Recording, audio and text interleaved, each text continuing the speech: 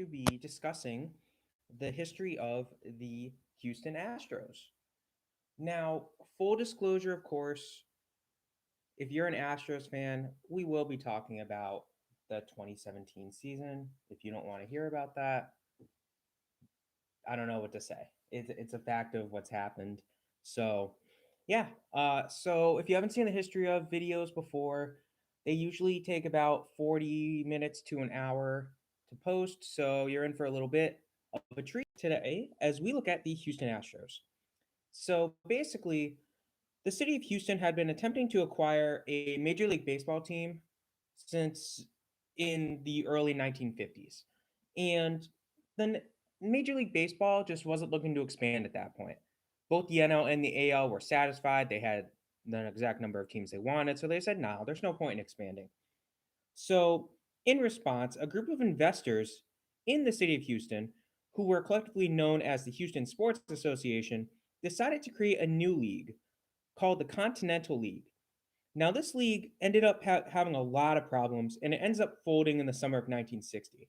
However, it put Houston on the map to the Major League Baseball. So the National League decided to expand and they added the city of Houston as one of their new locations for a team. And this was going to be effective for the 1962 season. So this new team based in the city of Houston would be nicknamed the Colt 45s after the gun, and they were set to play their home games in Colt Stadium. So now we hit the existence of the Houston Astros. So 1960s. The team began its existence by partaking in the 1961 expansion draft. Now, the team didn't get too much talent from the draft, as the only players of note that they acquired and kept were starting pitcher Turk Farrell and starting pitcher Jim Umbrich. So, yeah, not a lot of talent. Keep in mind, this isn't even like 2020 expansion. This is 1961, where there's less talent around the league to go. So, so the team would play its first games during the 1962 season, and as expected, the organization started off slow, finishing eighth in the National League in their inaugural season. Now, the following season, 1963, was not kind to Houston either, but the team did begin to see a talented young core start to make its debut. Among these players were outfielder Jimmy Wynn, outfielder Rusty Schwab, and second baseman Joe Morgan. Quick note on Joe Morgan, he did just pass away in, I believe it was December of 2020. Just want to mention that now before I forget.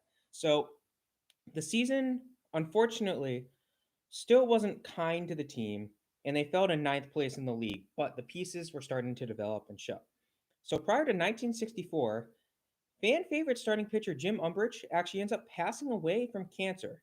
Now, this was really disheartening to the team and the fan base, and everyone was just heartbroken. So the morale falls, and near the end of yet another rough season in the 1964 season, pitcher Larry Dierker makes his debut for the team. Now, he was only 17 at the time of his debut. In 1965, the team moved into the newly constructed Houston Astrodome. Now, obviously, this new stadium was domed, and as a result of not being able to keep natural grass alive, the Astrodome became the first major sports stadium to use artificial turf, which was named after the team, obviously, AstroTurf. Now, the team was now solely owned by Roy Hofheinz, and he had bought out the rest of the investors. And as a result, he decided, I don't want to be the Colt 45s anymore. So they went through a name change, and they became the Houston Astros.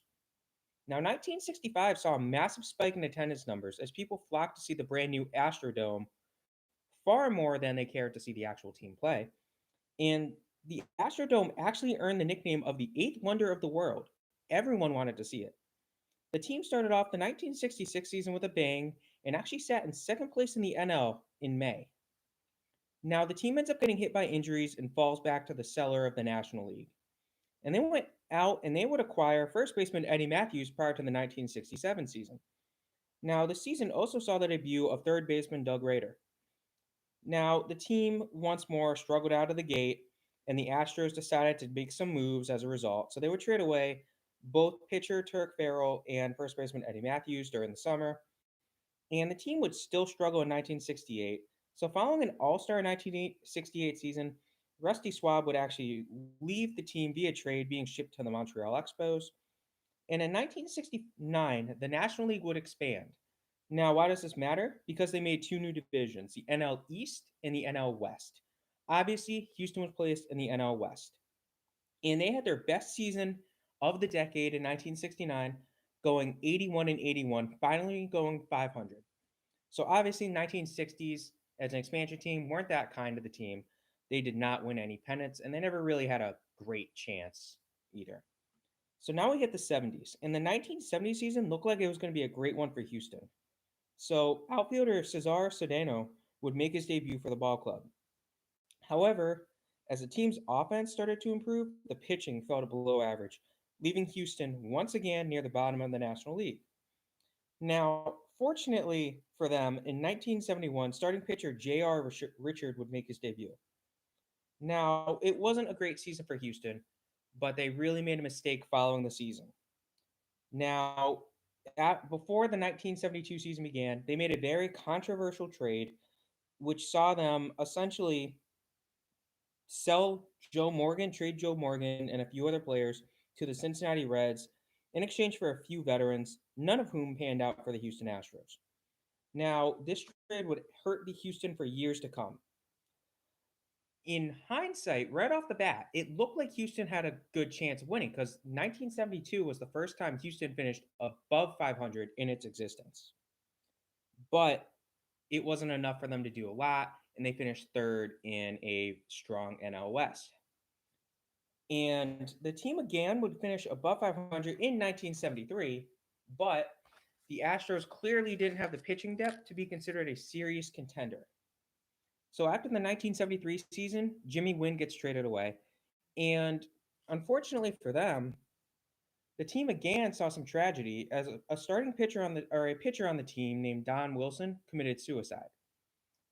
And then in 1975, the team ends up getting essentially not claimed but taken away from Hofheinz, and General Electric and Ford Motor Credit essentially owned the Houston Astros. And if you know anything about creditors owning a team, they're not in it to compete. They want money. They want to make their money back.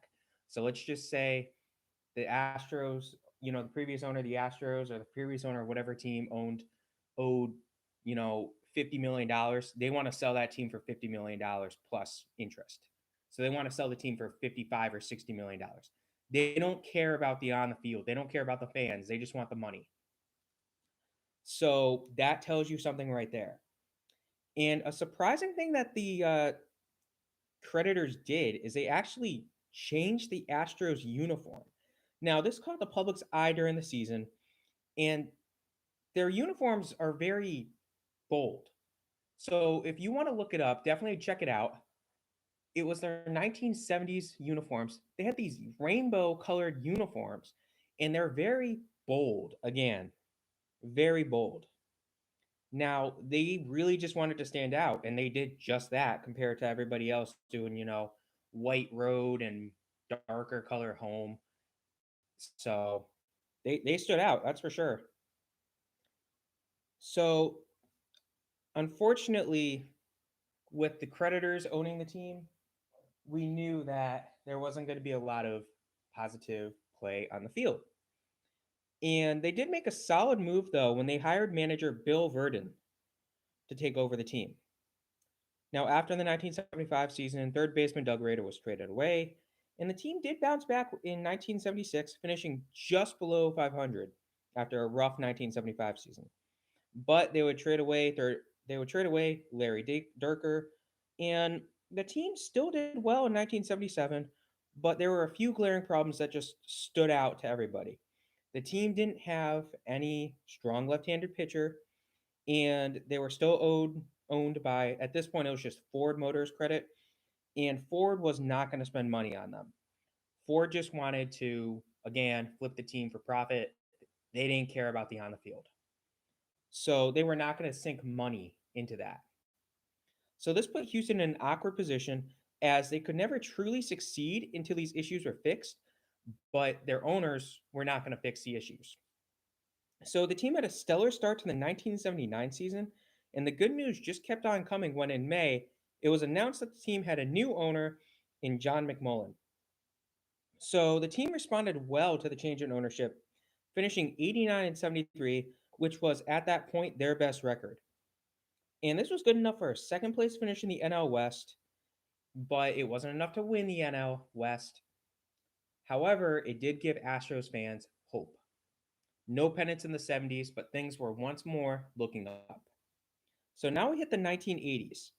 And right off the bat, some big news came up when second baseman Joe Morgan actually returned to the team on a contract. They also would sign free agent starting pitcher Nolan Ryan to a 4-year deal worth just north of $1 million a year. Now, obviously, the old ownership wasn't going to do that, but the new ownership, they wanted to keep the fans coming in. So, unfortunately, despite the addition of Nolan Ryan, the team's other ace, J.R. Richard, he was effectively forced to retire as he had a blood clot and a stroke, which obviously, no, you're not coming back from that. So, despite the loss of that ace, the addition of Ryan helped him out, and they actually finished the 1980 season tied with the LA Dodgers for first place in the NL West with a 93 and 70 record.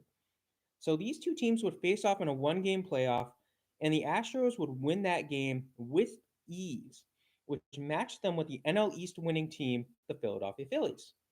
Now, the two teams battled back and forth, needing extra innings to decide the final four games of that series, but the Phillies would emerge victorious and would go on to win the World Series, their first World Series, 3 games to 2. So Houston fans finally had a taste of postseason baseball, and they didn't want to give it up or settle for mediocrity again. So after the season ended, Joe Morgan said, "All right, I'm done. Thank you guys," and he left. But still, it was nice for them to bring him back for a year. Now, the team did sign starting pitcher Don Sutton prior to the 1981 season, which flip flopped the narrative from a decade before. Now, Houston had a strong pitching staff, but a not so strong offensive team. So the Astros would commonly win games with scores that range from like a 1-0, 2-0 victory or like a 2-1 loss. They played a lot of close, low-scoring games. So this led to the offense being called the Chinese water torture offense. Just couldn't do anything. It was kind of boring to watch, so to speak, especially if you're around, in your 20s or 30s today. You don't want to watch that. You want to watch, you know, 3 home runs at minimum in the game. The You were lucky to see the Astros score 3 runs in a game. So the team fell just short of another NLCS appearance during the strike-shortened 1981 season. Now, after the season, Cesar Cedeno was traded away. And unfortunately for Houston, the team was still good, but they weren't great. So during the 1982 season, Don Sutton gets traded and Bill Verdon gets fired by management. Now, the Astros had a couple more decent seasons, but they really didn't make another big run towards the NL pennant. Now, during the 1985 season, Joe Niekro was sent to the New York Yankees, and in 1986, the Astrodome would actually host the All-Star game. The Astros seemed determined to have postseason fireworks that season in particular, and the team would finish the year 96 and 66, which was first in the NL West. This pitted them against their fellow expansion franchise from 1962, the New York Mets.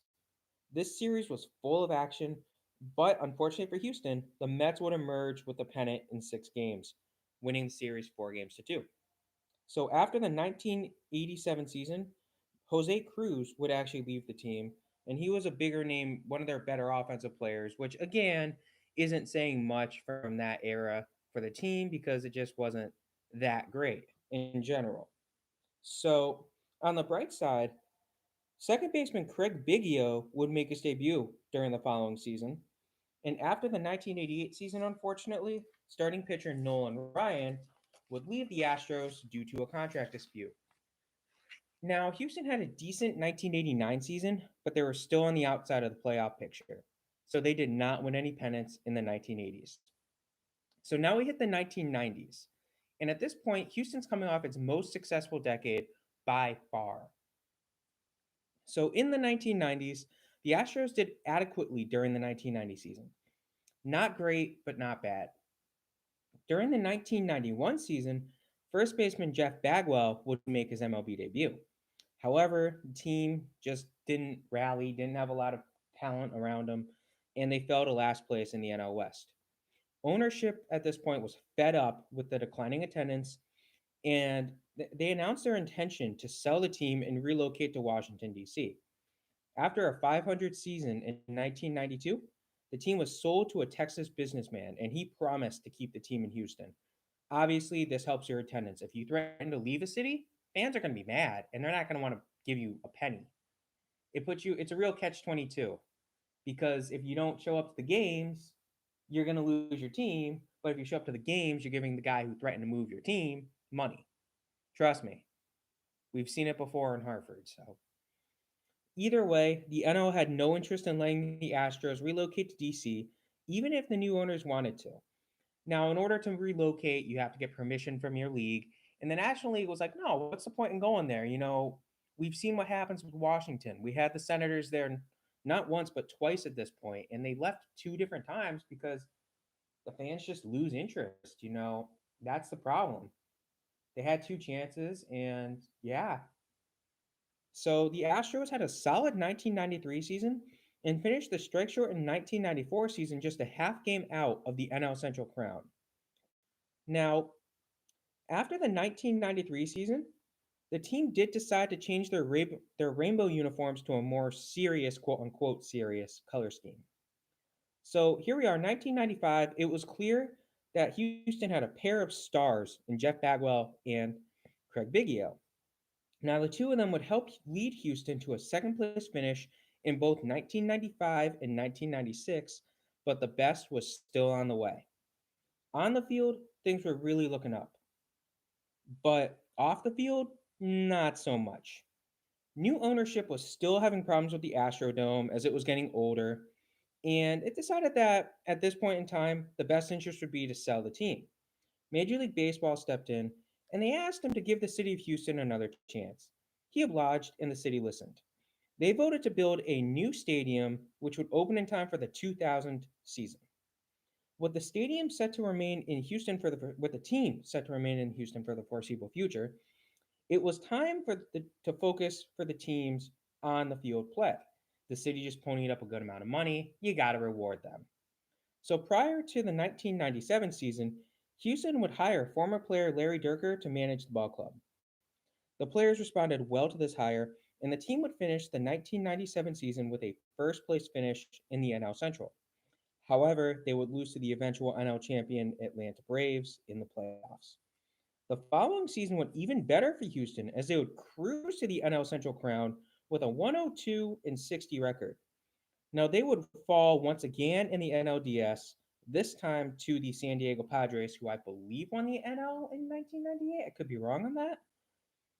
In the final year of the 20th century, Houston once again would win their division, aided in part by the debut of first baseman Lance Berkman.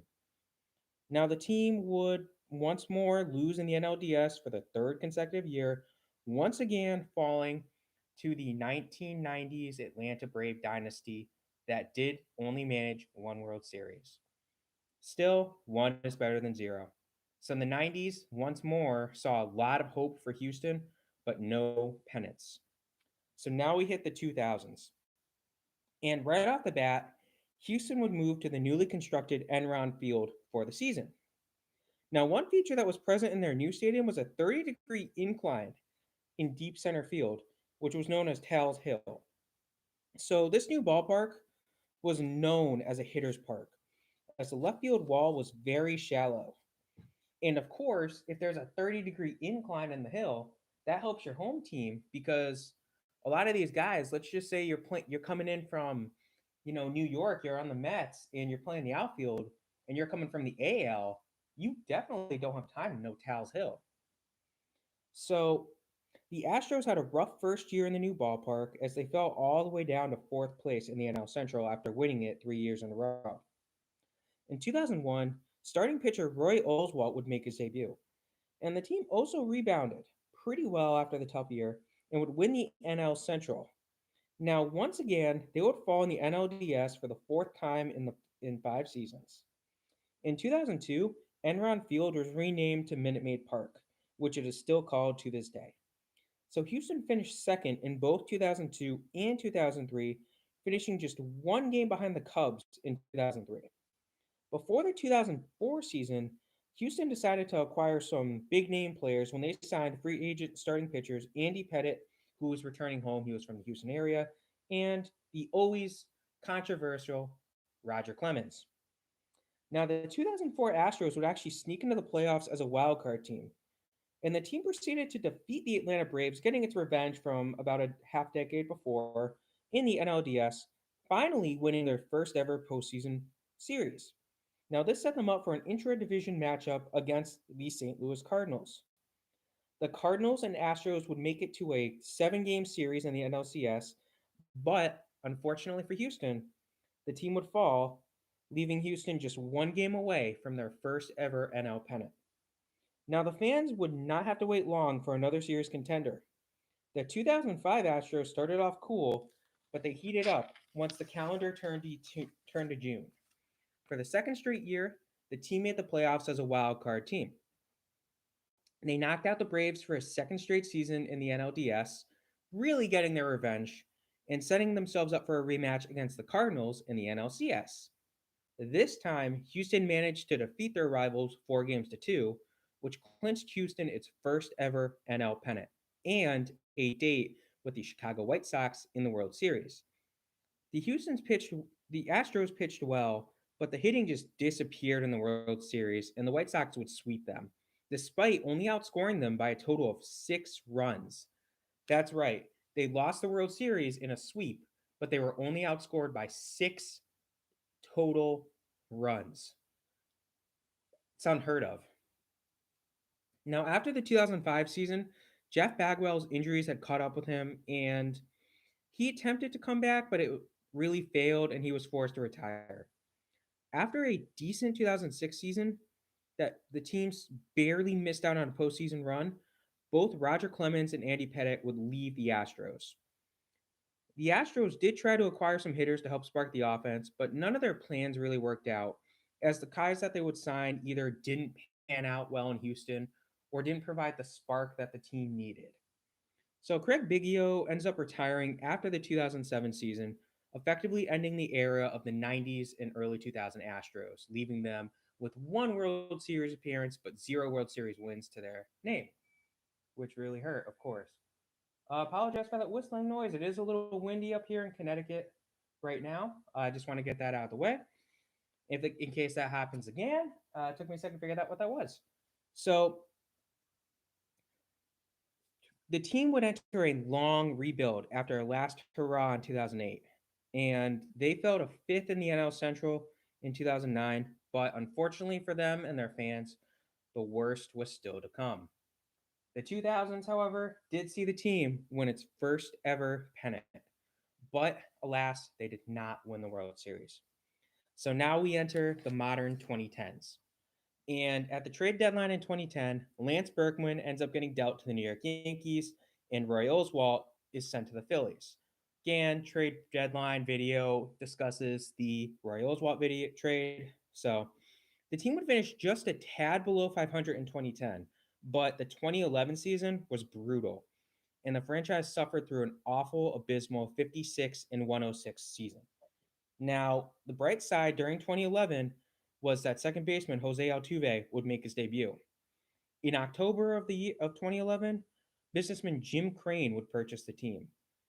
And Houston had another terrible season in 2012. Following the 2012 season, the Astros were moved from the National League to the American League in an effort to balance the two divisions. Now, this move was unpopular among Houston fans as they had numerous NL rivals. Now, quick side note here. At that point in time, there were 30 teams in the league, but there were 16 in the National League and 14 in the American League. So that made a lot of really awkward things occur. Where, of course, if you're a National League team, you could argue it was more difficult to make the playoffs because you had, instead of having 4 out of 14, you had 4 out of 16 teams make the playoffs. So the league just said, okay, you know what? Fine, we'll make it 15 all. And they offered the Astros a shot to go to the AL, and they took it. They didn't win any World Series or anything like that. So they didn't have any. They had the rivals. They had St. Louis, they had Pittsburgh, they had Chicago. But moving to the American League was kind of a bit of a blessing for them. So the team's first season in the American League was very rough, as the team had an abysmal 51 and 111 record, which was by far the worst season in franchise history. The team improved in 2014, led in part by the debut of outfielder George Springer. Prior to the 2015 season, AJ Hinch was hired to be the club's manager. During the season, shortstop Carlos Correa, who was a first overall pick a couple years prior, made his debut. And the team would trade for starting pitcher Mike Fears. He matters later. The team managed to make the playoffs for the first time in the American League in 2015, but they would lose in the ALDS to the eventual World Series champion Kansas City Royals. In 2016, third baseman Alex Bregman would make his debut. After the 2016 season, the team would remove Tal's Hill from the ballpark, and the Astros would take the league by storm in 2017, going 101 and 61, winning first place in the American League West. They were led by an elite offense anchored by MVP winner Jose Altuve. Now, the Astros would take care of the Red Sox in the ALDS and snuck past the Yankees in the ALCS 4 games to 3. At this point, the team had won its second ever pennant, first one in the AL. Now, the Astros would fight tooth and nail with the NL winning LA Dodgers, and this series would go on to Game 7. The Astros would pull out Game 7, giving the city of Houston its first ever World Series celebration. After the World Series win, Mike Fears would leave the Houston Astros. And the Astros had an even better year, at least in the regular season, in 2018, going 103 and 59. However, they would lose to the eventual World Series champ Boston Red Sox in the ALCS 4 games to 1, Boston getting their revenge for losing a year earlier. Somehow, the Astros only seemed to improve in 2019, going 107 and 55, easily, easily winning the AL West. They would go on to win their third pennant, second in 3 years. They would meet the Washington Nationals in the World Series, a series in which they would lose 4 games to 3. The future never looked brighter in Houston. However, something came out in November of 2019. Former Astro starting pitcher Mike Fiers openly admitted that Houston had used video cameras illegally set up in the center field of Minute Maid Park to steal signs from opponents. Now, this led to the many questioning the integrity of their 2019 World Series win. Of course, we all know the story about the trash cans, where essentially what would happen is so early on in the video in this channel's history, we did put out a video, Patrick and I put out a video discussing the 2017 Astros cheating scandal. So what would happen is they had the video camera illegally set up in center field, and the whoever was there would end up, banging on a trash can for a fastball or a curveball. They had different systems. So let's just say they figured out the signs. There's nothing wrong with figuring out the signs. If I'm a major league team, I want to figure out my opponent's signs. That's legal. What's illegal is to figure out the signs and bang on the trash can using cameras. Now, of course, we know it's illegal to do that, but Houston did it. And as a fallout for this, the Astros would end up firing manager AJ Hinch as well as their GM. Alex Cora, who was in Houston during 2017, gets fired by the Red Sox as a result of this scandal as well. And then the Red Sox have their own cheating scandal, which we already discussed in the history of the Boston Red Sox video. So Carlos Beltran, who had just been hired as manager of the New York Mets, was released by the Mets due to his role in that scandal. He was a player on Houston during 2017. So, yeah, the Astros were fined the maximum amount allotted by Major League Baseball of $5 million, and they were also forced to give their first and second round draft choices in the 2020 and 2021 MLB drafts. So, obviously, they were able to keep their title. And This upsets a lot of people. A lot of people are saying, wait a second. So we can cheat our way to a World Series and we can keep that World Series even if we're caught cheating. All that happens is we lose 4 draft picks and get fined $5 million. That's a slap on the wrist. You know how many fans, how many teams would be willing to take that hit? There are so many teams out there that would love that. Look at Seattle, for example. But, we'll get to them at some point too. So in the 2010s, the Astros would win 2 AL pennants and 1 World Series, the 2017 World Series. Again, both of these pennants and that World Series do or should have asterisks by them as the whole trash can banging scandal came out. So, yeah. Here we are in the 2020s now. And for the 2020 season, the team did hire Dusty Baker to be the manager, and the team barely made the playoffs in the 2020 season with a below 500 record, 29-31. So they're one of 2 teams in Major League history to have a below 500 record to make the playoffs, the other being the 2020 Milwaukee Brewers. So they had a surprising run in the 2020 MLB postseason as they made their way to the ALCS, very surprisingly. But then they would fall to the eventual AL champ Tampa Bay Rays. So, yeah, 1 year into 2020, the decade of 2020s, and they're still there. They're still competitive. So, the Houston Astros have won 3 pennants, 1 in the NL and 2 in the AL, as well as 1 World Series, of course, 2017. Now, those 2 AL pennants and their 1 World Series, already discussed it, should have asterisks by it. If you don't agree with me, please feel free to let me know in the comments that I'm a moron. I love to hear it. I will respond to you. So, 11 people with ties to the Astros are in the MLB Hall of Fame in Cooperstown, New York. Of course, among those players are Joe Morgan and Nolan Ryan. So, the Astros have 10 retired numbers. Number 5, Jeff Bagwell. Number 7, Craig Biggio. Number 24, Jimmy Wynn. Number 25, Jose Cruz. Number 32, Jim Umbrich. Number 33, Mike Scott. Number 34, Nolan Ryan. Number 40, Don Wilson. Number 42, retired league wide for Jackie Robinson. And number 49, Larry Durker. So that was the history of the Houston Astros. Uh, Basically, as we saw, Houston started off as an expansion team, which already puts them down.